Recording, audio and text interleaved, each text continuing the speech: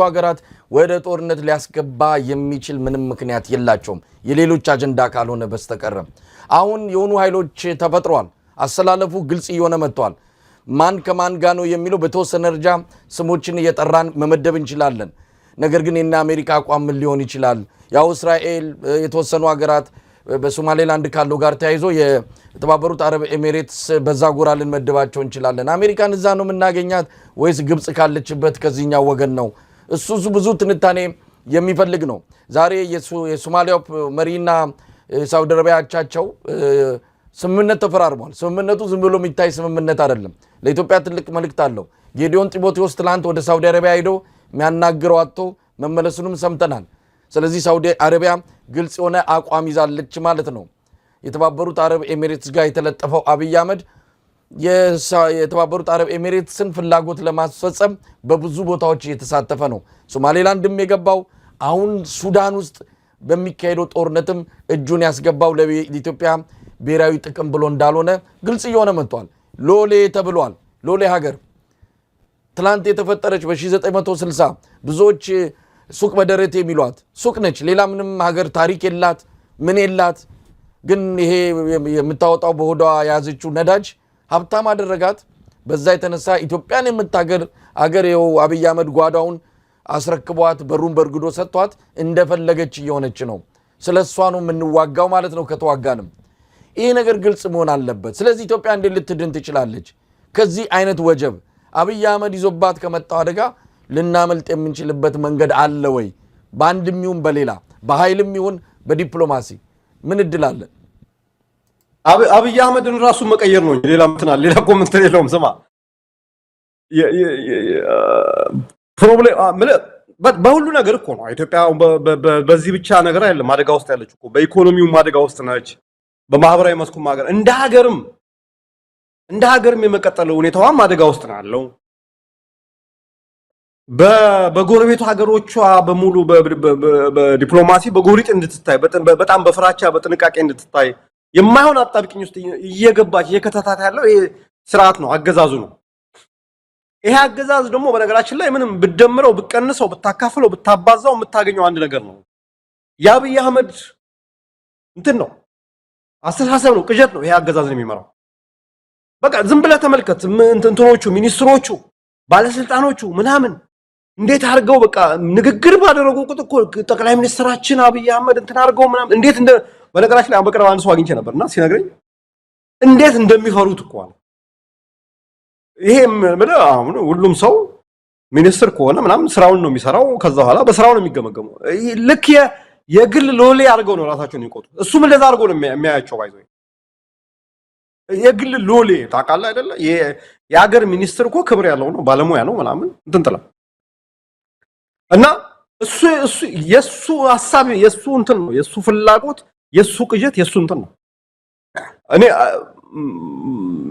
በጣም አንድ እንትን ያለ ዲፕ የሆነ ኢንፎርሜሽን ያለው ሰው ምንድን ያለኝ ኢቭን ውጭ ጉዳይ ሚኒስትር ውስጥ እንኳን ዩናይትድ አረብ ኤሚሬትን በተመለከተ በቂ ኢንፎርሜሽን የለም የውጭ ጉዳይ ሚኒስትር ሰዎች የመካከለኛው ምስራቅ ዴስክ የሚባል ምናምን ነገር ምንም እንትን የሚሉት ነገር የለም በቃ 4 ኪሎ የጠቅላይ ሚኒስትር ጽህፈት ቤት ነው የሚቦካው እንትን የሚባለው እነሱ ናቸው አንዳንድ ነገሮች ለፕሮቶኮል ሲባል ብቻ ተጠርቶ ውጭ ጉዳይ እንዲገባበት ይደረጋል እንጂ ብዙ ነገሮች የሚባሉት እና እንዳልኩ ነው ኢትዮጵያ ይሄን ነገር ማስተካከል የሚቻለው የችግሩ ሰንኮፍ ያለው የችግሩ እንትን ማዕከል ያለው አብይ አህመድ የሚባለው ግለሰብ ጋር አይ ቲንክ በዚህ መንገድ በዚህ ረገድ ሁሉም ሰው አሁን የኢትዮጵያ ሊቃኑ ምኑም ስምምነት ላይ ተደረሰ ይመስለኛል አሁን አንዳንድ የኦሮሞ ሊቃንም ወደ ሴንሳቸው እየመጡ ነው ይሄ ሰውዬ ሊያስበላን ነው እንግዲህ ከዛ በኋላ ያለው ለውጥ ላይ ነው ማንስማማው እነሱ የሚያስቡትና እኛ ማንስማማው እንጂ ሁሉም እየተስማማ የመጣበት ነገር ነው አቅም የለው በጣም አደገኛ ነው ኢራቲክ ነው ማለት አንዳንዴ ቀጀብ ያደርገዋል ለመተንበይ አስቸጋሪ ነው እና ብዙ ስህተቶች እየሰራ ነው ስለዚህ ይሄ እሱም ብቻ ሳይሆን አገሩንም ይዞት ሊሄድ ይችላል የሚል እንትናል ችግሩ ያለው እዛ ጋር እና የምታየው ነገር ነው ብዙ ነገሮች በጥንቃቄ መያዝ ያለው አሁን የሱዳኑ ችግር ላይ ምንም እኮ መናገር ያስፈልግም ኢትዮጵያ ኮንፍሊክት ፓርቲ ነች የግጭቱ አንደኛው ተሳታፊ አካል ነች አርኤስኤፍ ኢትዮጵያ ውስጥ ማሰልጠኛ ተቋም ተከፍቶለታል። ሎጂስቲክስ ከዩናይትድ አረብ ኤሚሬትስ በኢትዮጵያ በኩል ነው የሚደርሰው። ብዙ ነገሮች ምናምኖች አሉ። ግብጽ በየጊዜው እንትን እያደረገች ያለው የራሷን ፍላጎት ለማሳካት በኢትዮጵያ ዙሪያ ከበባዋን እያጠበበች ነው ያለች እና በዚህ ላይ አስበው አሁን እንደገና ከሌላ ከጎረቤት ሀገር ጋር ሌላ ጦርነት ውስጥ መግባት እኔ የምለው እሱ ነው። የሃይማኖት አባቶችም ካሉ የማህበረሰብ ተጽዕኖ ፈጣሪዎችም ካሉ ፖለቲከኞችም ካሉ ምሁራንም ካሉ ሁሉም ሰው ከዚህ በዚህ አሁን ባለው ሁኔታ አንድም ኢትዮጵያዊ ወጣት ባልገባው ግልጽ ባልሆነ ጦርነት ዓላማው የመጨረሻ መዳረሻው ባልታወቀ ጦርነት ውስጥ ገብቶ እንዳይማገድ ግልጽ ጥሪ ማድረግ ያስፈልጋል። ይሄ ማለት የኢትዮጵያን ጥቅም አሳልፎ መስጠት ማለት አይደለም። ይሄ ማለት አርበኛ ለመሆን ማለት አይደለም። ከኛ የበለጠ አርበኛ የለም። ነገር ግን አብይ አህመድ የመሰለ መሪ ይዘህ አይደለም እንዲህ አይነት ፕሮጀክት እንዲህ አይነት ስራ መስራት ቀርቶ የሀገርን የውስጥ አንድነት የቤት ስራ ሀገርን አንድ አድርጎ መምራት የሚቻልበት እንትን የለም። በዚህ ምንም አይነት ኢሉዥን ሊኖረን አይገባም። ተመልከት፣ ስልጣን ከያዘ ጊዜ ጀምሮ ቃል የገባቸውን አንዳቸውን ነገር ፈጽሞ ያውቃል። ወያኔ እንደወደቀ ሽግግር ጊዜ ይኖራል ብሏል። ሽግግሩ ኮምፕሊትሊ ነው ፌል ያደረገው። ሰላማዊ ሽግግር ይኖራል አለ። ይኸው የምናየው ነው። የሰሜኑ ጦርነት ተብሎ የወደመው ውድመት እልቂትም እናውቀው ነው። ዲሞክራሲ የፕሬስ ነፃነት የሚባለው አለ ዜሮ። በነገራችን አሁን እኮ እኔ የምልህ ኢትዮጵያ ውስጥ ረጅም ዓመት ተቋሚ ፓርቲ ውስጥ የኖርኩ ሰው ነኝ እና ጀስት እኮ የምልህ የወያኔ እኮ እንትን በቃ የሆነ በቃ ያ ደጉ ጊዜ የሚባል ድሮ አንዳንድ የድሮ ሰዎች ስታወራቸው በድሮ ጊዜ በዛ በደጉ ጊዜ እንዲህ አድርገን ነበር የሚባል ነገር አለ አይደል?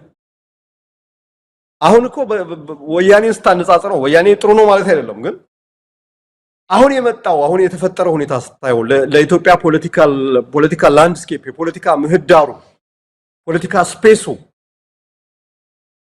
ዜሮ እንቃርጎ ነው እኮ የተዘጋው።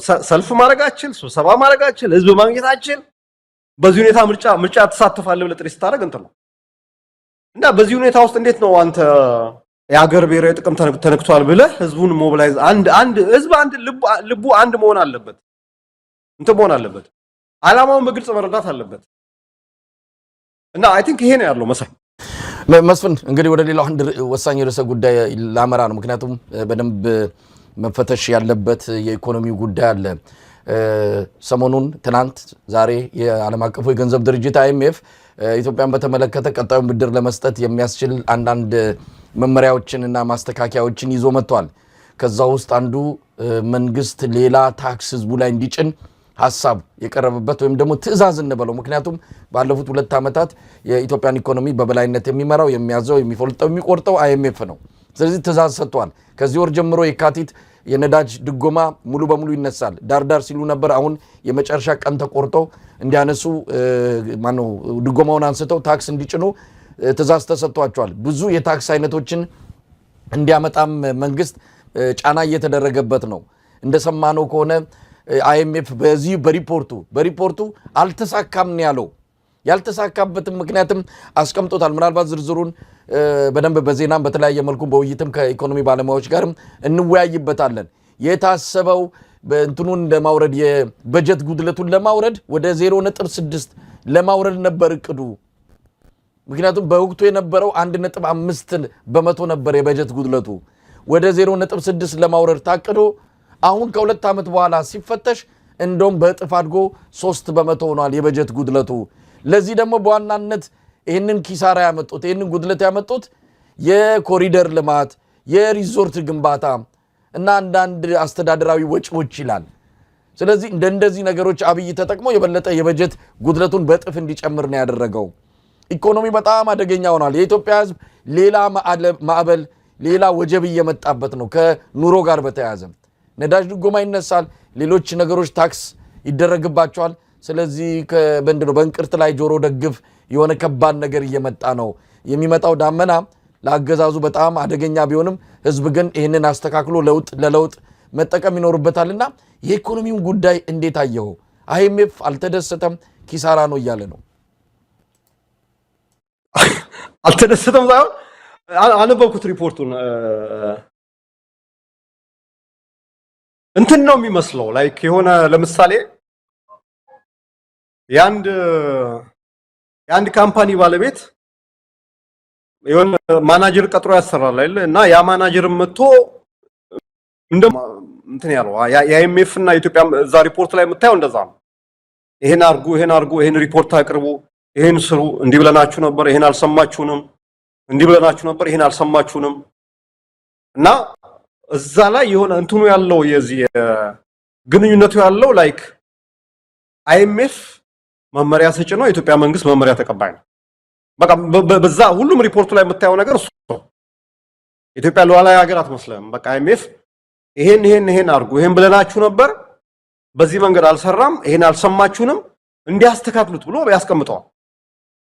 ግን ምን መሰለህ ሁሌ ያለው ነገር ነው ያለ የዛሬ 1 አመት ከምናምን ነው 2 አመት አካባቢ በቃ የኢትዮጵያ ሉዓላዊነት ተጠቅልሎ አይኤምኤፍ እጅ ገብቷል።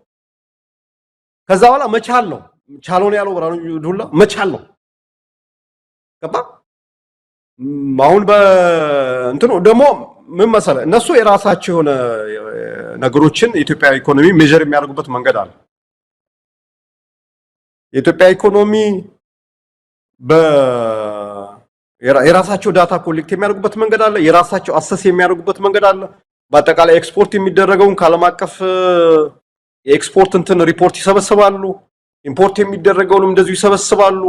ፎረን ከረንሲ ፍሎውን ይሰበስባሉ። ያንን ነገር ደምረው እንትን ያደርጋሉ። የኢትዮጵያ መንግስት በሽርካሌ ነው በሸሻሌ የሚባል ስታቲስቲክስ እንትን ፒውርሊ ፖለቲካል እንትን አድርጎታል። በቃ ዝም ብሎ ቁጥር እየደመረ እየቀነሰ የብልጽግና ፕሮፓጋንዳ እንትን ፓርላማ ላይ የተናገረውን ሰምታል አብይ አህመድ። አይኤምኤፍ 7 ነጥብ ምናምን ያለው እኛ ነው 4 ነው ያለው እኛ 7% አልገናል ምናምን ነገር በምንም ነገር በሌላ ምንም ተጨባጭ ማስረጃ ሊደገፍ የማይችል ኢኮኖሚ እድገት ማለት በዚህ ሪፖርት ላይ ያለው ነገር ቅድም ያልኩ ነው። ከእንትኑ ከሪፖርቱ አጠቃላይ ቶን የተረዳሁት ነገር በቃ አይኤምኤፍ መመሪያ ሰጪ ነው የኢትዮጵያ መንግስት መመሪያ ተቀባይ ነው። እዛ ውስጥ የተነሱ ብዙ ነገሮች አሉ። የዚህ የውጭ ምንዛሪ ማስተካከያ እንትኑ ሙሉ ለሙሉ እንዳልተሳካ ነው። በሁሉም ደጋግሞ የሚያነሳው እንትን ነው። ሌሎች እንዲያውም ሌሎች የማስተካከያ እርምጃዎች ብሔራዊ ባንክ እንዲወስድ እንትን ያስገድዳል። እንዲያውም ከዛ አልፎ የሚገርመው የውጭ ምንዛሪ ማስተካከያው የኢትዮጵያ የዴፕት ቱ ጂዲፒ ሬሽዮ 35% የነበረው 50% አድርጎታል። ገባ ቀውስ ነው የፈጠረው። አይኤምኤፍ እንዲያውም የራሱ የአይኤምኤፍ ስራ ነው። ግን ይሄንን ቀውስ እንደውም በቃ ይሄ ቀውስ ተፈጥሯል ይሄ ነገር አልሰራም ይቆም እንደማለት እንዲያውም ጨምሩ ግፉበት ነው የሚለው አይኤምኤፍ። ሊበራላይዝ አድርጉት የበለጠ ሊበራላይዝ አድርጉት ነው የሚለው አንደኛው ሰው። ሁለተኛው በብሔራዊ ባንክን በተመለከተ በቃ ቦርድ ውስጥ ገሌ መግባት አለበት ብሎ አይኤምኤፍ ይወስናል። ገሌ 3 ባለሙያዎች መግባት አለባቸው። ኢትዮጵያ ብሔራዊ ባንክ አንደኛው የሉዓላዊነት መገለጫ ነው አይደለ? የኢትዮጵያ ፊስካል ፖሊሲ የገንዘብ እንትንን ፖሊሲን የምትወስነው በብሔራዊ ባንክ። ግን አይኤምኤፍ ነው አሁን እየወሰነ ያለው የኢትዮጵያ ብሔራዊ ባንክ ቦርድ ምን መሆን እንዳለበት። የኢትዮጵያ ብሔራዊ ባንክ ባንኮችን አንድ የሆነ የጣለው ገደብ ነበረ የማበደር እንትን 14% ነው 10% አንሱ ብሏቸዋል። የኢትዮጵያ ብሔራዊ ባንክ ከወርቅ ንግድ ውስጥ እንዲወጣ በ2020 ምናምን ውጡ ብሏቸዋል። የኢትዮጵያ ብሔራዊ ባንክ በኢኮኖሚው ላይ ያለውን የገንዘብ ዝውውር ለመቆጣጠር የሚከተላቸው አንዳንድ በጣም ኮንሰርቫቲቭ የሆኑ እንትኖች እንዲያጠፋ እንዲያነሳ እንትን ብሎታል ማለት እና በቃ ይሄ ሉዓላዊነት አሁን የሚገርመኛል። አሁን ኤርትራ የኛ ሉዓላዊነት ደፈረች ይባላልና አብይ አህመድ እኮ ይሄኛው ሉዓላዊነት አይደለም ወይ? ሉዓላዊነት እኮ አንደኛው ግዛት ነው። ሌላው ደግሞ የሉዓላዊነት መገለጫ እንትኖች አሉ። አንድ ሀገር በራሱ ላይ በገዛ ኢኮኖሚው ላይ የወሰን ስልጣን ሉዓላዊነት እንደዛ ነው። ነፃነት እንደዛ ነው። ለምሳሌ ሀገሮች ከቀኝ ግዛት ነፃ ሆኑ ሲባል እኮ በፊት ለነዛ ሀገሮች ቀኝ ገዢዎች ነበር ይወስኑላቸው የነበረው። ነፃ ከሆኑ በኋላ ግን ሁሉ ነገራቸውን እነሱ ናቸው የሚወስኑት ማለት ነው። አሁን ግን እኛ አይደለንም የምንወስነው አይኤምኤፍ ነው የሚወስነው ብሔራዊ ባንካችን ምን መምሰል እንዳለበት ወርቅ ንግድ ውስጥ መግባት እንደሌለበት የመሳሰሉ ነገሮች ነው ሌላው ስትራክቸራል ሳፕ የሚባል እንትን ተነስቷል እዛ ላይ ያየሁት ነገር በጣም የገረመኝ እሱ ነው አንደኛው ትችት ምንድነው ይሄ እነመለስ የተከተሉት ይሄ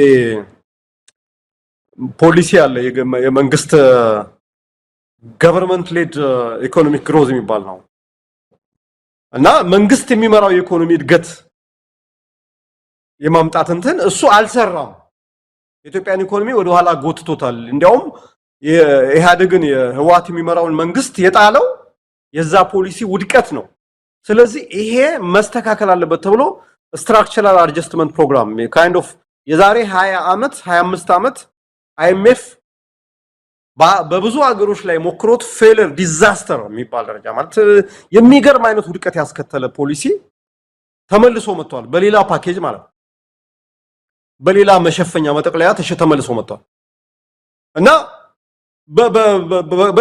ሪፖርቱ ላይ ብዙ የሚገርሙ እንትኖች ናቸው ቴሌ ሊበራላይዝ አድርጉ ይላል ንግድ ባንክን ይጨምራል ሊበራላይዝ አድርጉ ይላል የኢትዮጵያ ልማት ባንክ እሱንም እንደዚህ ኮምፕሊትሊ ኢትዮጵያ ልማት ባንክ መንግስታዊ ባንክ ነው አላማው ይታወቃል ከንጉሱ ጊዜ ጀምሮ የተቋቋመ እንትን ነው ስቲሙሌት ኢትዮጵያ ውስጥ ኢኮኖሚን ስቲሙሌት ለማድረግ የተቋቋመ እንትን ነው እሱን ራሱ ሊበራላይዝ አድርጉ የሚል እንትን ነው እና ዞሮ ኦልሞስት አብይ አህመድ ራሱን ወስዶ ቅርቃር ውስጥ ከቷል እንዳልኩ ነው ሉዓላዊነት ተደፈረ ብሎ ለኤርትራ ደብዳቤ ከመጻፍ አይኤምኤፍን አይ ከዚህ በላይ ሉዓላዊነታችን አደፍሩም ብሎ ለአይኤምኤፍ መልስ ቢሰጥ ነው የሚሻለው በጣም አደገኛ ነገር ሌላው ጣጣም መሰለ አይኤምኤፍ ማለት አሜሪካ ነች አሁን በዚህ በአባይ ጉዳይ ላይ የገባንበት አደጋ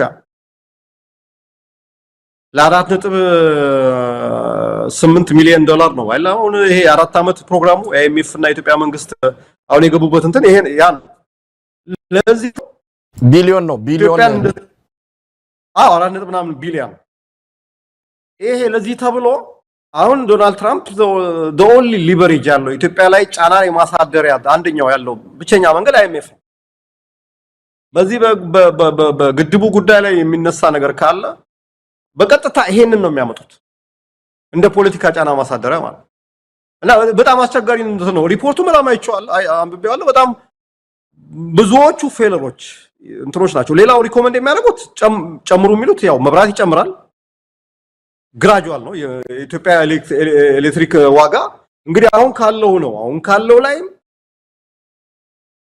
ደረጃ በደረጃ እንዲጨምር ትዕዛዝ ይሰጣል ነዳጅ ላይ የተጣለው ማዕቀብ አሁን ፌብሩዋሪ ላይ ሙሉ ለሙሉ ይነሳል ሌሎች የቴሌኮሙኒኬሽን ሌሎች የሰርቪስ አገልግሎቶች ላይ እንደዛ የሚደረጉ ዋጋዎች እንዲጨምሩ ይደረጋል ዋናው የመንግስት ገቢን ለመጨመር ማለት አሁን ካለው የመንግስት ገቢ ምጣኔ ከበጀቱ ላይ ካለው ምጣኔ በሆነ መንገድ ማደግ አለበት ብሎ ማለት አሁን ያንን ነገር የኢትዮጵያ ኢኮኖሚ ይችላል የኢትዮጵያ ህዝብ ይችላል የሚለው ነገር አይ ዶንት ኖ የኢትዮጵያ ህዝብ ለነገሩ የማይችለው ነገር የለም ግን የሚችልበት እንትን የለም ብዙ በጣም ከባድ ነው እና እኔ ምን መሰለ እኔ ቅድም ያለው ነገር ነው አብይ አህመድ የራሱ ጠላት ነው ምለው ለዚህ ነው የሆነ ሰተት ብሎ ነገር ውስጥ ይገባል ከዛ ያ ነገር ደግሞ ትልቅ ሜስ ትርምስ ፈጥሮ መውጫ አጥቶ እዛ ውስጥ እንደፋደፍናም ነገር ታገኘዋል አሁን አይኤምኤፍ ኢትዮጵያን ቅርቃር ውስጥ አስገብቷል በጣም በማንወጣው መልኩ ማለት ትዕዛዝ ነው የሚሰጡት እንትን ነው በቃ እና አህመድ ሺዴ እኮ ሄደው አይኤምኤፍን ሄደው በቃ መመሪያ ተቀብለው ነው የሚመጡት በ3 ወር አንዴ ደግሞ የአይኤምኤፍ ኤክስፐርቶች ይመጣሉ መመሪያ ተቀብለው ነው የሚመጡት ሪፖርት አቅርቡ ለምሳሌ የኢትዮጵያ ኢንቨስትመንት ሆልዲንግ የሚባለው አለና እሱን የስካውኑን የፋይናንስ ሪፖርታችሁን በ3 ወር ውስጥ አቅርቡ የሚል መመሪያ አለው እዛ ላይ በጣም ስቅ ያየሁት እሱ ነው በቃ ማለት ምንም እኮ እንትን የለም ኢትዮጵያ ኢንቨስትመንት ሆልዲንግ እና የኢትዮጵያ ኢንቨስትመንት ሆልዲንግ የስኳር ፋብሪካዎቹን አሁን ሸጦ እንዲያጠናቅቅ ምናምን ነው እዛ ላይ በጣም የተነሳው ምንድነው ኢትዮጵያ ውስጥ ያሉ ግጭቶች የኦሮሚያ ክልል ውስጥም አማራ ክልል ውስጥም ትግራይ ክልል ውስጥም ያሉ ግጭቶች እና ደግሞ ከኤርትራ ጋር ሊነሳ የሚችለው ግጭት አሁን ያሉትን የኢኮኖሚ እድገት ተስፋዎች በከፍተኛ ሁኔታ ሊጎዳ ይችላል የሚል እንትን አለ በቃ አሁን ያሉትን የተደረጉት የለውጥ ሙከራዎች ማለት ነው። ይሄ መንግስት ሀገራዊ ለውጥ ሀገራዊ ምንድነው ሀገራዊ ኢኮኖሚ ለውጥና የሚባለው ነገር ዝም ብሎ ትራሽ እንደሆነ የአይኤምኤፍ ስትራክቸራል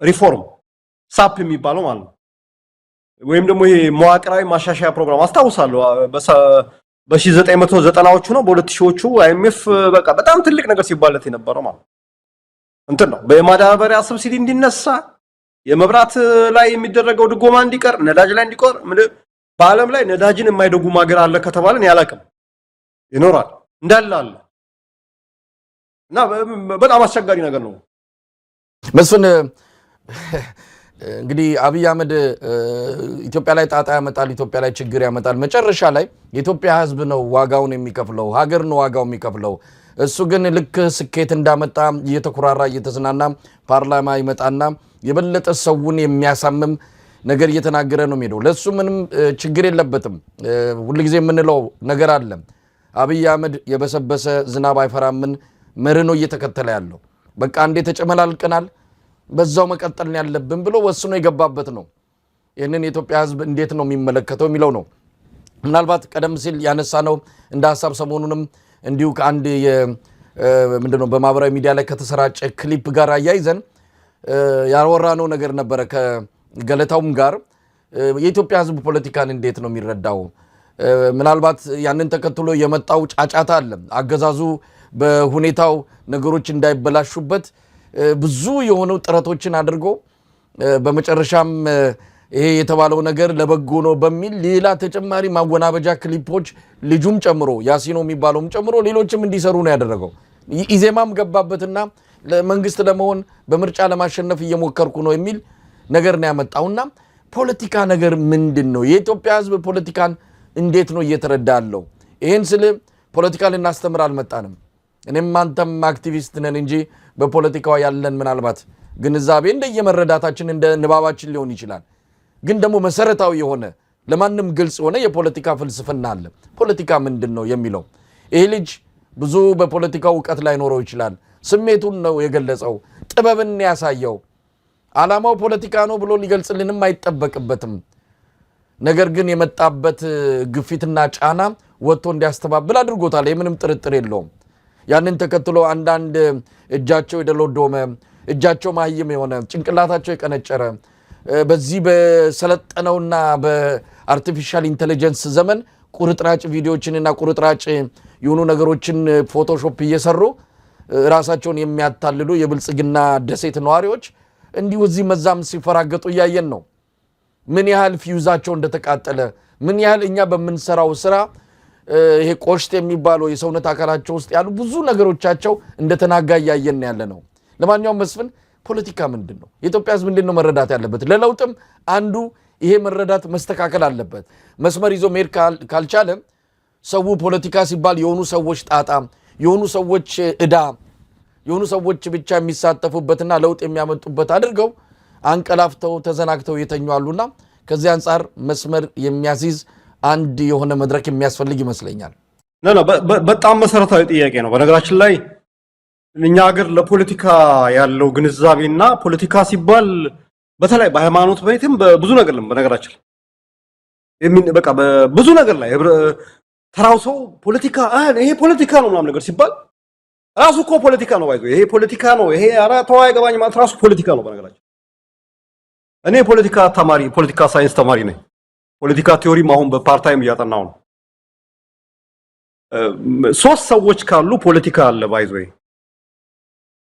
ሶስት ሰዎች ካሉ ማለት በሶስት ሰዎች መካከል የሚኖረው ግንኙነት የሪሌሽንሺፕ በመሐከላቸው ያለው አንዱን በልጦ ለመውጣት የፓወር ሪሌሽንሺፕ አንዱን ዶሚኔት ለማድረግ አንዱ ከአንዱ የተሻለ ሆኖ ለመገኘት የሚያደርገው ጥረት ራሱ ፖለቲካ ነው ፖለቲካ የትም ቦታ አለ ባይዘ ቢሮ ውስጥ አለ ቢሮ ውስጥ ያለው ባለቃና በመንዝሩ መካከል በሰራተኞችና በአለቃው መካከል ያለው ግንኙነት ራሱ ኦፊስ ፖለቲክስ ይባላል አይደለም በሀገር ደረጃ ቀርቶ ማለት አይደለም በትልቅ ሀገር 120 ሚሊዮን በሚኖርበት ሀገር ደረጃ ቀርቶ በሶስት ሰዎች መካከል አንድ ቦታ ላይ ሶስት ሰዎች ተቀምጠው የሚያደርጉት ግንኙነት ፖለቲካ ነው ማህበራዊ በቃ ምክንያቱም አሪስቶትል ማን ኢዝ ሶሻል ፖለቲካል አኒማል ብለዋል የሰው ልጅ የፖለቲካ እንስሳ ነው ምክንያቱም የሰው ልጅ በጋርዮሽ በጋራ መኖር ነው የለመደ እንስሳ ነው ከሌሎች በጣም የተለየ የሚያደርገው እሱ ነው ይሄ የምናየው በሙሉ እድገት የምናየው ስልጣኔ የምናየው ነገር በሙሉ የመጣው በጋራ አብሮ ከመኖር በጋራ አብሮ ከመስራት በጋራ አብሮ ተቀናጅቶ እንትን ከማድረግ የመጣ ነገር ነው ይሄን ሁሉ ነገር ደግሞ ያስተሳሰረው ማጣበቂያው ሙጫው ፖለቲካ ነው የተሳካላቸው የበለጸጉ ተሻሻሉ ትልቅ ደረጃ ላይ ደረሱ የምንላቸው ሀገሮች ሚስጥሩ ሌላ ነገር አይደለም ፖለቲካቸው ጥሩ ስለሆነ ነው በነገራችን ላይ እድገት አምን የበለጸጉ ያደጉ አንደኛ ደረጃ ዓለም ምናምን ይባሉት የወደቁት የተበላሹት እንደኛ ያሉ እና አብይ አህመድ አይነት እንትን የሚያጨማልቋቸው ደግሞ ሀገሮች ፖለቲካችን ስለተበላሸ ነው እድሜ ልካችን ከጦርነት አንወጣም ከራሃብ አንወጣም ስራ አጥነት ከስደት የማንወጣው ነው ፖለቲካ በጣም የሁሉንም ሰው ህይወት አፌክት የሚያደርግ ነገር ፖለቲካ ነው ባይዘይ በንም በአንድ ሀገር ውስጥ ስትኖር እዛ ሀገር ውስጥ ያለው አስተዳደር የሚወስነው ውሳኔ የእያንዳንዱን ሰው ህይወት ወይ ከፍ ያደርጋል ወይ ዝቅ ያደርጋል እና ያ ነገር አይመለከተኝም እኔ ከፖለቲካ ነፃ ነኝ ካልክ አርስቶትል ምንድነው እንደዛ የሚል ሰው ወይም የሆነ ቢስት ነው ቢስት ምንድነው ሰይጣን ነው ምናምን ነው ወይም ሌላ የሆነ ለብቻው የሚኖር ብቻውን የሚኖር ፍጥረት ነው ብሎ ነው የገለጸው ሰው በተፈጥሮ ፖለቲካ ነው በተለይ ደግሞ በግሩፕ በስብስብ በጅምላ ሲኖር ያለው ግንኙነት የሚበየነው በፖለቲካ አንተ ነው ገባ እኛ ሀገር ፖለቲካ የሚባለው ነገር ጥላሸት ተቀብተዋል እኔ ለነገር አልችልም ለመጀመሪያ ጊዜ ከዩኒቨርሲቲ ትምህርት ምርጫ አድርጌ ቤት ስገባ ማዘር ምን ትምህርት መረጥ ካለችኝ ፖለቲካል ሳይንስ በስማ ማለት ሰው ትምህርት ጠፍቶ ፖለቲካ ይመርጣል ለምን ስላት እንዴ ፖለቲካ ያው እዚህ ሲገዳደሉ ለኢትዮጵያ ውስጥ ያለው እንትን እልቂት ማአት እገሌ ፖለቲከኛ ነው ሲባል እኮ ነገረኛ ነው ክፉ ነው ሴረኛ ምናምን ነገር ነው አይደለም ፖለቲካ ጥበብ ነው አገር መምራት አገር ማስተዳደር ሰውን የመምራት ለሀገር ጥሩ ነገር የማድረግ ጥበብ ነው በነገራችን ላይ ሙሴ ፖለቲከኛ እኮ ነው መጽሐፍ ቅዱስ የሚያነቡ ሰዎች አንዳንድ ሰዎች ፖለቲካ አይመለከተንም የሚሉ ሰዎች ምናምን እነ ኢያሱ እነ ዳዊት እነ ምናምን ምንድነው የሰሩት ፖለቲካ እኮ ነው እና የኛ ሀገር ለፖለቲካ ያለው ግንዛቤ በጣም ይገርመኛል እንዳልከው በጣም ሰፊ የሆነ ውይይት ሊካሄድበት የሚገባ ነገር ነው ምንድነው ፖለቲካ የሆነው ነገር ምንድነው ፖለቲካ ያልሆነው ነገር ሲባል ምንም ፖለቲካ ያልሆነ ነገር የለም ትዳር ራሱ ፖለቲካ ነው እውነቴን ነው በባልና በሚስት መካከል ያለው ሪሌሽንሺፕ is a power relationship እንደዛ ተብለን የተማርነው እኛ የወንድና የሴት ግንኙነት እኮ የሆነ የፓወር ሪሌሽንሺፕ አለው አንድ ሰው አንደኛው ስራ ይኖረዋል አንደኛው ገቢ የሚያገኘው እሱ ነው አንደኛው ቤት ነች ምናምን ስለዚህ there is a power relationship አንደኛው ላይ ተጽዕኖ ያሳድራል አንደኛውን በዚህ ግቢ በዚህ ውጪ ይላል ፖለቲክስ ያ ነው እኮ እንደ ህዝብ እንደ ሀገር ኢትዮጵያ ለምንድነው የወደቅነው ሲባል እኮ ዝም ብለን የሆነ ነገር እኮ ውድቅ አላልንም እኮ ፖለቲካችን የወደቀው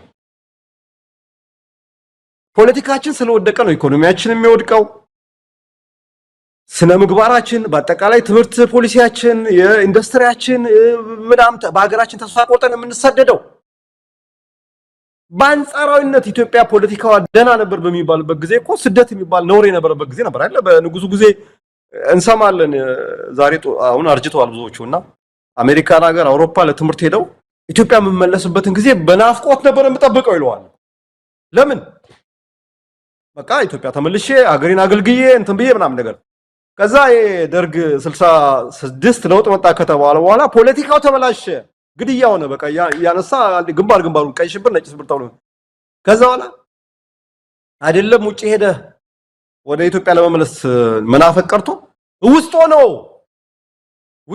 ወደ ውጪ ለመውጣት ያለው ግፊትና ያለው እንትን ሩጫ ይቀላል አልነበረም እንዴ? አሁን እኮ ምን በየሃይማኖት ቤት ስንሄድ በየምናም ቤት ስንሄድ እኮ እንትን ቪዛ እንዲመታልሽ ጸልይ ምናምን ስለታስገቢ ኢየሱስ በዚህ አርጎሻ እንደዛ አይደለም የሚባለው። ምንም እኮ ትልቅ ነገር የለም።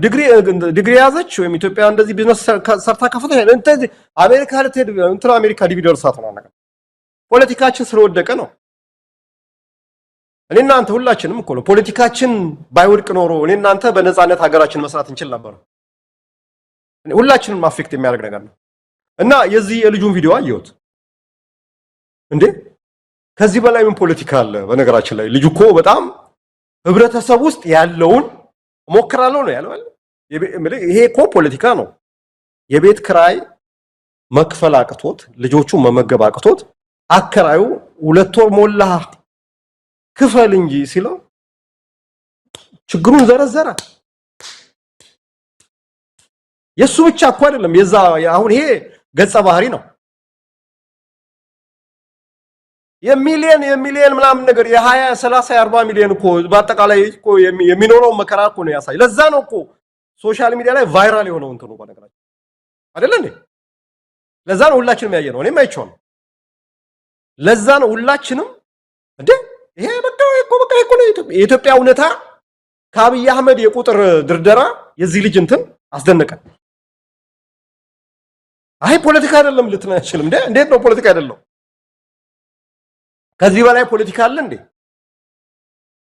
ፖለቲካ እኮ ማለት እኮ በብዙ ነገር ይገለጻል። የህዝብን ችግር ፖለቲከኞች በንግግር በዲስኩር በግጥም በጽሁፍ ምናምን ይገልጻሉ።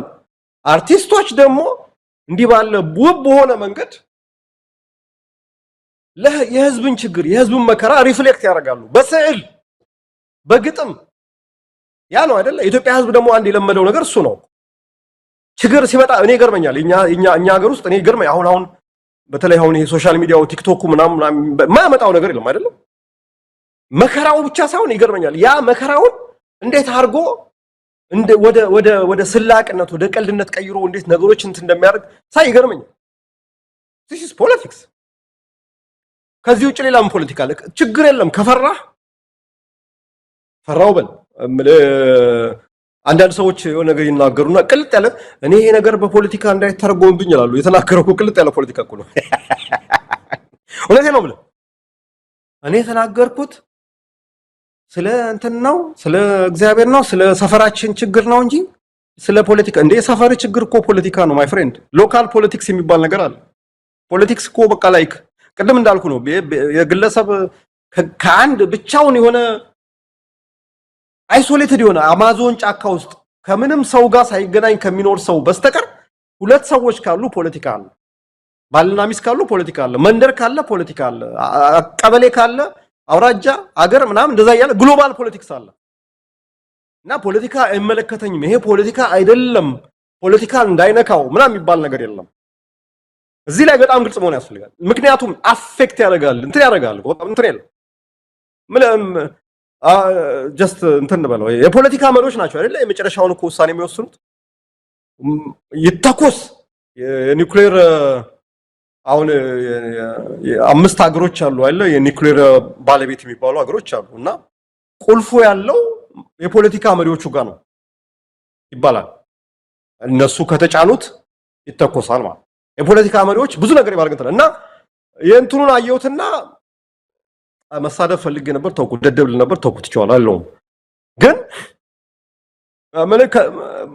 ከዚህ የበለጠ እንትን አለ ኢትዮጵያ ውስጥ። ግን የልጁንም ግንዛቤ አትፈርድበትም። የማህበረሰቡ አሁን ቀደም ሲል በደንብ የገለጽከው አለ ማህበረሰቡ እንዴት እንደሚረዳው እሱም የዛ አካል ነው። በፖለቲካ ወይም ደግሞ በእንደዚህ ጠንከር ባሉ ሐሳቦች ላይ ልምድ ላይ ኖረው ይችላል። ፖለቲካ የሚባለውን ነገር ቀደም ሲል በተረዳ ነው በመናቀው ልክ ኢትዮጵያ ውስጥ ስር እንደሰደደው አይነት ግንዛቤ ሊኖረው ይችላል። ቀደም ብለን እንዳልነው ግብር ተቆለለብኝ፣ ጤፍ ተወደደብኝ፣ ትምርቱ እንደዚህ ሆነብኝ፣ የትምርት ቤት ክፍያ ጨመረብኝ እንደዚህ ይሉና መጨረሻ ላይ ይሄንን በፖለቲካ እንዳትወስዱት ብለው የሚገልጹ ወገኖች አሉና ይሄንን ነው በደንብ ህብረተሰቡ ማወቅ ያለበት። ፖለቲካ አሁንማ የምንተነፍሰው አየር ሁሉ ምን መምሰል እንዳለበት ሊወስኑ ከጫፍ ደርሰዋል አየር እየመተሩ ሊሰጡን እየፈለጉ ነው ፖለቲካ ሁሉ ህይወታችን ውስጥ እንዳለ ህዝቡ ማወቅ አለበት አለዚያ ለውጥ ሊመጣ አይችልም ነገ ከነገወዲያ ሀገር ሊገነባ የሚችለውም እንዲህ አይነቱ አስተሳሰብ ጥርት ብሎ ህብረተሰቡ ውስጥ ሲሰርጽ ነው ምናልባት መስፍን እንደማጠቃለያ በዚህ ጉዳይ ላይ ሆነ ነገር በለው ኢትዮጵያ የምትስተካከለው ፖለቲካዋ ሲስተካከል ነው እኮ በነገራችን ላይ ይሄን ነው ምንጮህ ይሄ ምናየው የጤና ስርዓቱ ላይ ያለው ችግር የትምህርት ስርዓቱ ላይ ያለው ችግር የግብር ስርዓቱ ላይ ያለው ችግር የሞራል ውድቀት ራሱ የሁሉ ነገር ችግሩ ማዕከሉ እንትን መፍቻው ያለው ፖለቲካ ጋር ፖለቲካው ካልተስተካከለ ሌላ ብትንፈራገጥ ብትገራበጥ ምናምን ነገር ምን አይስተካከልም እኮ ነው ማለት መሳይ ኢትዮጵያ ውስጥ እኮ በነገራችን ላይ ለምሳሌ ጥላሁን ገሰሰ ከ1953 መፈንቅለ መንግስት በኋላ አንድ ዘፈን ዘፈነ አውቆት ይሁን አይሁን አይታወቅ አልማዝና ምናምን የሚለንት በቃ ሰው በቃ ስለነ መንግስቱ ነው አይ ነው ምናምን ብሎ ኢንተርፕሬት ያደርጋል ሰው ኢንተርፕሬት ያደርጋል የአርቲስቱ ሚና ያንን ኮንቴንት ክሬት ማድረግ ነው በስዕል መንገድ ሊሆን ይችላል በዘፈን ሊሆን ይችላል በግጥም ሊሆን ይችላል ወይም በቲያትር ሊሆን ይችላል የመተርጎሙን ከነገሮች ጋር የማዋዛቱን ግን ነገር ለህዝቡ ለብዙሃኑ መተው ነው ብዙ ነገር ኢትዮጵያ ውስጥ እኔ ገርመኝ አሁን ዘፈኖች ምናምኖች ልክ ሲወጡ ይሄ እኮ ማለት እንዲህ ማለት ፈልጎ ነው መንጌን እኮ እንዲህ ሊናገሩ ፈልጎ ነው ትዝ ይለኛል እንደዚህ ሲባል ነው ነገር እና አይ ይሄ ፖለቲካ ነው አታገናኙብን ሲባል ድድብና ነው ኢትዮጵያ ውስጥ ፖለቲካ ያለው ኢትዮጵያ ውስጥ ብቻ አይደለም በአለም ላይ ማለት ፖለቲካ ያልሆነ ነገር የለም የሆነ ቅዠት ዓለም ውስጥ አትኑሩ መጋፈጥ ያስፈልጋል ይሄ ፖለቲካ አይደለም አረ ተጣጣጣ ነው የሚሉ ሰዎች አሉ እዴ እየኖርከው እንዴ በኑሮ ውድነት እያጠናገረ የቤትህን በኮሪደር ልማት ምናምን ነው ጥርግ አድርጎ እያፈረሰ ፖለቲካ እኮ ነው ባይዞይ ሌላ ነገር እኮ አይደለም እኮ ፖለቲካ ትልቁ የመጨረሻውን ዲሲሽን የሚወስነው ፖለቲካ አፍራሹ ነው መጨረሻ ላይ ይሄ መንገዱን ኮሪደር ልማት ምናምን አፈርሳለሁ ብሎ የሚመጣው እኮ ተላላኪ ነው ፈጻሚ ነው ይሄን መረዳት ያስፈልጋል እና ይሄን ከፖለቲካ ጋር ተገናኙ ምናምን ነገር ይባል ነገር ፕሊስ እንትን በሉ ፖለቲካው ነው ኢትዮጵያ የተበላሸው እኔና መሳይ ዛሬ ከሀገር ውጭ ሆነ እንደዚህ እንትን የምንለው እነዚህ የተስተካከለ ደና የሆነ ፖለቲካ ስላላቸው ነው ዛሬ እንደፈለገ የምንናገረው ምናምን አገራችን ይሄንን ብዙዎች አገራቸው ውስጥ ይሄን ነገር ማድረግ ስለማይችሉ ነው ዛሬ እንትን የሚባለው እዛ ሆናችሁ በተመቸው ወንበር ላይ ተቀምጣችሁ የደሃ ልጅ ልታስጨርሱ ነው ሁላችንም እኮ ለሀገራችን ኮንሰርን እኛ እኮ እዚህ ፊዚካሊ በአካል እዚህ ብንሆንም ልባችን መንፈሳችን እዛ ነው ያለው ምን አስጨርሰው እንትን የለም ለራሱ ሲል ነው የሚታገለው ለኔ ለመሳይ ለከበደ ለምናምን አይደል እኛ ግን ቢያንስ ተገደን ጥለን የወጣ ነው ሀገር ወደ ትክክለኛው መንገድ እስኪመጣ ድረስ ማድረግ የሚገባን ነገር እናደርጋለን እና ይሄን ነው ማለት መስፍን ጊዜ ኖሮና አንዳንድ ሐሳቦችን ብናነሳ ጥሩ ነው ቀደም ሲል ያልከው ይሄ ውጪ ሆነው ኢትዮጵያን ህዝብ ሊያስጨርሱ ነው አንዳንድ ኢትዮጵያን ህዝብ መናቅም ተገቢ አይደለም በዚህ ደረጃ ግንዛቤውን ማሳነስ ኢትዮጵያ ህዝብ አስቦ በራሱ ጊዜ ሊያደርጉ የሚችለው እንዳለ ብዙ ክፍተቶች ጉድለቶች ቢኖርበትም ደደብ ግን አይደለም ዳሃ ሊሆን ይችላል እኛ ከዚህ ጃስ ያልነው ወደ ጦርነት የሚገባ አድርጎ ማሰብ የኢትዮጵያን ህዝብ አቅልሎ ማየት ነው ያገዛዙ ሰዎች እዛም ባህር ማዶ ናችሁ ይላሉ እንዴ እየገደለ ያለው እሱ ነው በግብር እያማረረው ያለው እሱ ነው እኛ ምን አደረግን እኛ መብቱን ማድረግ ሊፈልግ የሚችል ከሆነ ድምጹን ያሰማንለት እንጂ ከዚህ በለጠኛ ትእዛዝ አልሰጠነው በራሱ ጊዜ ቀደም ሲል አንተም እንዳልከው አብይ አህመድ እኮ ነው ከምንም በላይ ህዝቡን እየገፋፋ ያለው አብይ አህመድ እኮ ነው ስራችንን እያቃለለ ያለው አብይ አህመድ እኮ ነው ህዝቡን ለምን ትተኛለህ ውጣና አምጽ እያለ በተዘዋዋሪ እየገፋፋው ያለው ከአብይ አህመድ የበለጠ ህዝብን እያነሳሳ ያለ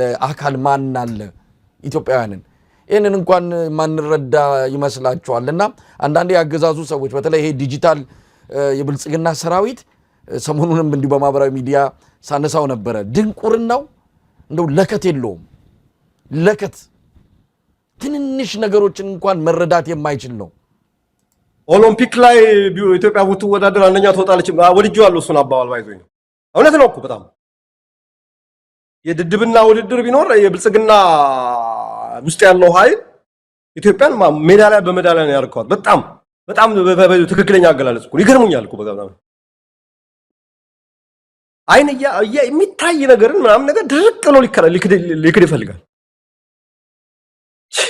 ኤኒዌይስ መስፍን አጭር ሐሳብ ሰተንበት የምናጠናቅቀው አንድ ርዕሰ ጉዳይ አለ ምርጫውን የተመለከተ ነው ያው ምርጫ እናካሂዳለን ብሎ አገዛዙ በዚህም በዛም ከወዲሁ ጩኸት ጀምሯል የዚህ የሰሜን ሸዋም አንዱ ተልዕኮ ዓላማው ምርጫውን ኮሽ ሳይል በአማራ ክልል ለማካሄድ ነው ምርጫ ቦርድ የውስጥ ማስታወሻ እንዳየነው ከሆነ በበርካታ አካባቢዎች በአማራ በኦሮሚያ በትግራይ በአንዳንድ የጋምቤላ የቤኒሻንጉል አካባቢዎች ምርጫ ለማድረግ የሚያስችል የሰላም ሁኔታ የለም ይሄ ነው የምርጫ ቦርድ ግምገማ አብይ አህመድ ግን ምንም ችግር የለም እስከዛ ድረስ አንዳንድ አካባቢዎችን ጸጥ እናደርጋለን ምርጫውን እናካሂዳለን ነው ምናልባት በታንክ በድሮንና በዙ 23 እየተጠበቁ መራጮች ተሰልፈው ድምጽ ይሰጡ እንደሆነ አናቅም ምርጫ በራሱ ብዙ ሂደት ነው የሂደት ውጤት እንደሆነ ይታወቃል ከምዝገባ ጀምሮ ከቅስቀሳ እነዚህ ነገሮች የሚታዩበት ነው አሁን ማን ነው አማራ ክልል ገብቶ እጩ ሆኖ ሊመዘገብ የሚችል በራሱ ላይ ፈረደ ነው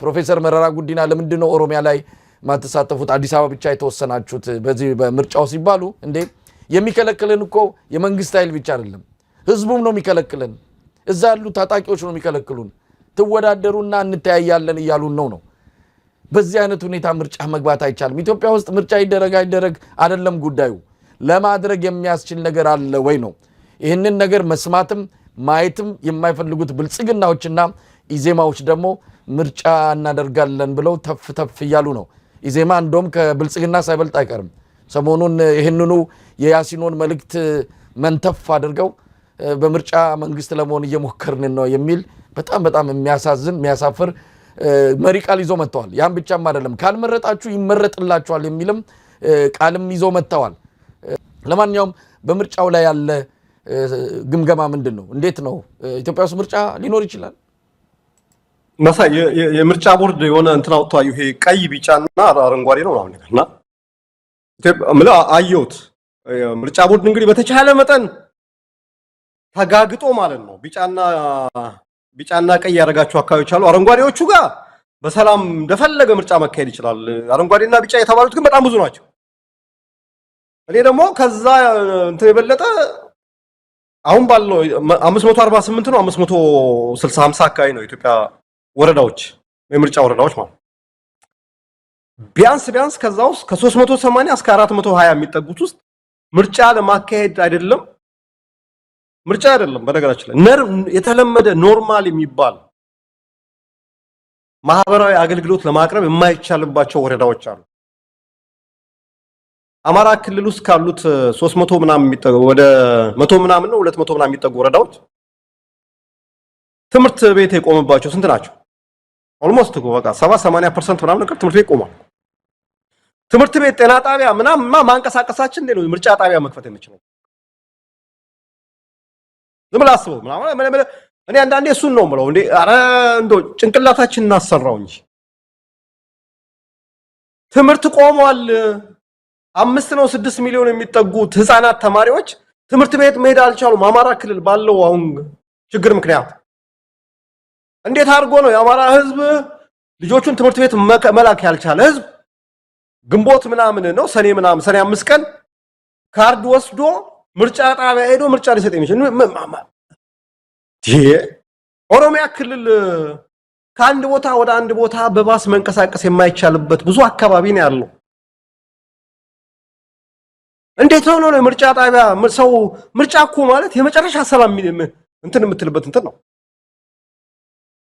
የመጨረሻ ሰላም የሚያስፈልገው ነገር እኮ ነው ገባ ምርጫ በደንብ አንደኛ ምርጫ የሚባለው አሁን አንዳንዱ ሰው የሚያስበው ሰኔ 5 ሄዶ ወረቀቱ እዛ ኮሮጆስ መክተት ብቻ ነው አይደለም ቅድመ ምርጫ የሚባለው ከምርጫው አሁን ከዛሬ ጀምሮ ማለት አሁን ጥርና ነው ያለነው ጥር የካቲት ገባ ነው መጋቢት ሚያዝያ ግንቦት 3 ወር ነው የቀረው በዚህ 3 ወር ውስጥ የፖለቲካ ስራ ሰርቶ አንድ የፖለቲካ ተወዳዳሪ ለምርጫ ቀርቦ ምርጫው ላይ ተሳትፎ ማሸነፍ ይችላል? አታታስብ። ምንም የሚታሰብ ነገር አይደለም። ሌታሎን እዛ አዲስ አበባ ነሃፓ ነመያድ እናት ፓርቲ ምናምን እያለቃቀሱ ነበር፣ መግለጫ እያወጡ ነበር። ስብሰባ ከህዝብ ጋር ተገናኝቶ ስብሰባ ማድረግ የማይችሉበት ሁኔታ ውስጥ ነው ያለው። እና ምርጫ ማለት ያ የድምጽ መስጫ ዕለት ብቻ ሰኔ 5 ብቻ አይደለም። ከዛ በፊት ያለው ሁኔታ ምንድነው? የኢትዮጵያ ፖለቲካ ምህዳር ፖለቲካል ስፔሱ ቅድም እንዳልኩ ነው እኮ እኔ ወያኔን በጣም እናመሰግንበት ወቅት ላይ ደርሰናል። መጥበብ አይደለም እንዳይታሰብ ነው ያደረጉት እነዚህ ሰዎች። እንዳይታሰብ ነው ያደረጉት። አታስበውም እንትን ምትለው መቀስቀስ ምናምን አታስበው። ኢትዮጵያም ቴሌቪዥን ጣቢያ መቼም 97 ነው አይደል ትልቁ የኢትዮጵያ ምርጫ ኤክስፐሪመንት ስኬታማ የሚባለው። ከዛ በኋላ ደግሞ የመጡት ትንሽ ይሻል ነበር። አትሊስት ሁለት ተቃዋሚ አንድ የመንግስት ተወካይ ምናምን ቴሌቪዥን ላይ እየቀርቡ ይከራከሩና ያወሩ ነበር። የለም እኮ ምርጫ 3 ወር ነው የቀረው። አሜሪካ ኖቬምበር ላይ ምርጫ ይካሄዳል ተብሎ አሁን የፕራይመሪ እንትን ምንድን ይባለው ሚድተርም ኢሌክሽን የሚባለው አሁን ዝግጅቱ ምናምን በጣም እየጦፈ ነው፣ ክርክሩ ምናምን። እኛ ጋር የለም ምልክቱም የለም ማለት ግን አሁን ምርጫ ቦርድ ስንት ነው ቢሊዮን ብር ነው በጀት የጠየቀው እንትን ነው። እና እኔ በነገራችን ላይ እንትን ነው ዳይሬክት ነው እንትን ለምን ገንዘቡም ይባክናል? ለምን በቃ ጀስት ዝም ብሎ አብይ አህመድ እዛው በቃ የሚቀጥለው 5 በአሁኑ ምርጫ ማካሄድ ስላልተቻለ የሚቀጥለው 5 ዓመት ነው የሚቀጥላሉ ብሎ ቢቀጥል ነው የሚሻለው። ብሩን የሆነ ቦታ ሪዞርት ይስራ። በቀደም ቤኒሻንጉል ጉምዝ ላይ ሪዞርት እጥረት አለ ብሏል አንድ ፓርላማ ተወካይ። ምናልባት የአሜሪካ እንትኖች ከመጡ የሚያርፉበት ቦታ ስለሌለ እኛ ጋም ሪዞርት ይሰራ ብሏልና የምርጫ ቦርድን ገንዘብ እዛ ሄዶ ሪዞርት ቢሰራበት አንድ ነገር ነው። በነገራችን ላይ በቃ አብይ በጣም የሚወደውን ጥያቄ ጠየቀው ከፓርላማ እሱን ነው። በጣም በቃ እንደው ደስ እንዳለው ልክ የሆነ በቃ እኛም ክልል ሪዞርት ሰራ እና አይዟችሁ እንመጣለን እንደርሳለን እኮ ነው ያለው። ጀስት እንትን እኔ እንደው በእናትህ አሁን እኮ ልንጨርስል ነው ያመጣው ጥያቄውን እኮ እንዴ ስማ እዛ ውስጥ እኮ ያሉትን አንዳንድ ሳያቸው ኢትዮጵያ ጉድ ውስጥ ምን አይነት ጉድ ውስጥ እንደገባ ነው እንዴ። አንተ ፓርላማ እኮ ስንት ክርክር የሚካሄድበት ስንት ሐሳብ የሚፈልቅበት ስንት ለህዝብ የሚጠቅም ነገር የሚሰራበት እኮ ነው። ስንት ነገር እኮ ምን ራሱ ፓርላማ ባልኮ ክብር ነው። የኛዎቹን ጉዶች ስታያቸው አንዳንዶቹ ምን ካሪዝማው ምናምን ተው ይሄ እንትኑ የህዝብ ምልክ አንዳንዱ አብዛኛው ገጠር ነው ኢትዮጵያ ምናምን ግን እንዴ ምንም ነገር እኮ ለመጡበት አካባቢ ለምናም የሚባል ነገር እኮ እንደው የሚጠይቁትንም የተጻፈላቸውንም አንዳንዶቹ በቅጡም አንብበው እንኳን እንትን ማድረግ የማይችሉ ሰዎች ያሉበት እንትን ነው። ኤኒዌይስ ኢትዮጵያ ውስጥ አሁን ባለው ሁኔታ እንኳን አይደለም ምርጫ መደበኛ ማህበራዊ አገልግሎቶችን ለማስቀረብ የሚያስችል ሁኔታ የለም። ይሄንን ምርጫ አብይ አህመድ በጣም ይፈልገዋል። ምክንያቱም ባለፈው 5 ዓመት ተመርጫለሁ 5 ዓመት ተርሚን እስከጨርስ ጠብቁ የተመረጠ መንግስት ነው ትዝ ይላል። ፋኖች ጥያቄ እንትን እንቅስቃሴ ሲጀመር የተመረጠ መንግስት ነው ያለው። የፖለቲካ ጥያቄ ምንም ካላችሁ 5 ዓመት ጠብቁና ተወዳደሩ ነው። አሁን እንደገና ደግሞ ያው የተመረጥኩ መንግስት ነኝ እንደገና ደግሞ ለዛ ነው የሚፈልገው አብይ አህመድ። በጣም አመሰግናለሁ መስፍን። እንግዲህ ዛሬው ዝግጅታችን በርካታ ርዕሶች ያነሳንበት ነው። በሌላ ጊዜ እንገናኛለን። መስፍን አማን ከኔዘርላንድ ለነበረን ቆይታ እጅግ አድርጌ አመሰግናለሁ።